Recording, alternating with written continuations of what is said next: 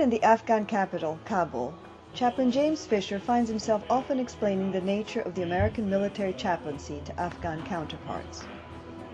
By and large,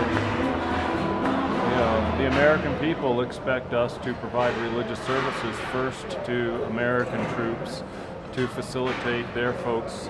So our first priority is to the American troops. Lord have mercy, Lord have mercy, Lord have mercy. Lord have mercy, Lord have mercy, Lord have mercy. By providing religious services, chaplains not only make it possible for U.S. troops to exercise their constitutional right to practice religion. Through services, chaplains also open the way for ministry of presence by making their presence known. Fisher would love to see U.S. chaplains embed with the Afghan National Army to help its mullahs grow their religious cultural affairs into an effective chaplaincy.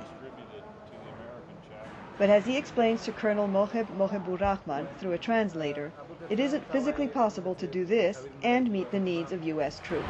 In Afghanistan, there are so many bases, so many small bases spread throughout this country for a chaplain to go and do services every week. Well, we can't do that.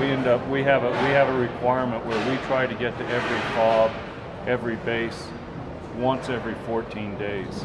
And so there's a lot of chaplains that are doing a lot of traveling around. And for the Catholic priests, it's even more difficult. This is because there's a higher percentage of Roman Catholics among the troops than there is in the chaplaincy. To make up for the shortfall, branches borrow priests like Gary Linsky.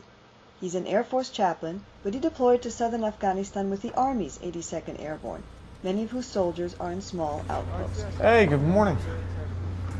Am I interrupting you guys? You in the meeting? Okay. Well, I'm going to have a Catholic Mass and celebrate Easter.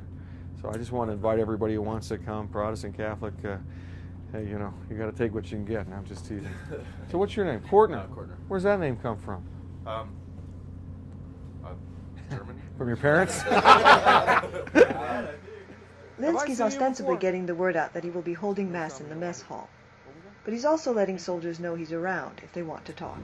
We're what enables the unit to let off steam. So a person will come and talk to a priest or a chaplain. A lot of times they're just angry, they're frustrated, maybe with their chain of command, maybe with themselves, maybe with what's going on at home, and they're not able to control the environment or the situation. And it's that inability to control that drives people crazy, whether they're in civilian or military life. But here, when they're under authority and they're dealing with the stress of being perhaps under threat as well, they need that safety valve. And maybe just talking to me will enable them then to go out and do something for someone else and not be as upset about it and be able to work and live another day. And I've often found, people come crying or whatever because things aren't going right, and little chat, they're okay, they keep going, and it's off the record. If Linsky's job in this deployment is to focus on individual soldiers, Fisher's work with the Afghan Army has him looking at the military chaplaincy as a whole and why he believes it is a necessary institution. And chaplains need to be those living examples of integrity and hope and faith and holding faith both with God as well as the people in the command around them. And I can assure you, I can assure the American people that they do not want a military that has lost its humanity. Just listen, I'll knock that over. Hey, peace.